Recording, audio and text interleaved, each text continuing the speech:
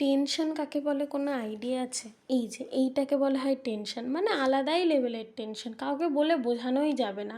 মানে যতক্ষণ কেকটা আমি বানিয়েছি, কি বলবো? এত বাজেভাবে আমি ভয়ে, ভয়ে কাজটা করেছি।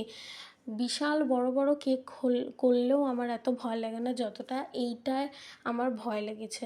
তো কী আর করা যাবে? দেখো জাস্ট ক্যামেরাতে মনে হচ্ছে না এই পড়ে গেল?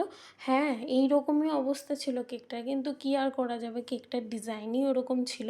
আর এখানে দেখো আমি টোটাল 3 টাইপের ফ্লক্স বল ইউজ করেছি।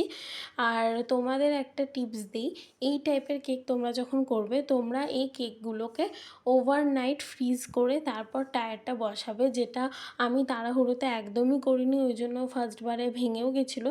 সাথে আবার কিছুক্ষণ ফ্রিজ করার পর আবার করেছি। তো আমার মতন বোকামি কাজকর্ম তোমরা করো না।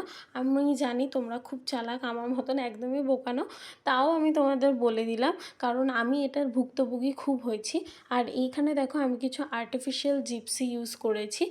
আর এই কেকটার বানানো থেকে ডেলিভারি পর্যন্ত বিশাল টাইপের একটা টেনশন আমার মধ্যে কাজ করেছে, যেটা বিশাল বড় বড় কেকেও আমার কোনোদিনও হয়নি। তো আমার থেকেও বেশি টেনশনে ছিল আমার কাস্টমার, যেহেতু কেকটা একটুখানি অন্যরকম, একটুখানি মানে আঁকাবাঁকা কেক। তো কী আর করা যাবে? আর আমি নামও খুঁজে পাচ্ছি না কেকটার নাম কী দেওয়া যায়। তো তোমরা অবশ্যই জানাবে এই আঁকাবাঁকা কেকটা তোমাদের কাছে কেমন লাগলো। যদি ভালো লেগে থাকে তাহলে একটা লাইক কমেন্ট করে দিও। চলো আজকের জন্য টাটা, দেখা হবে নেক্সট ভিডিওতে।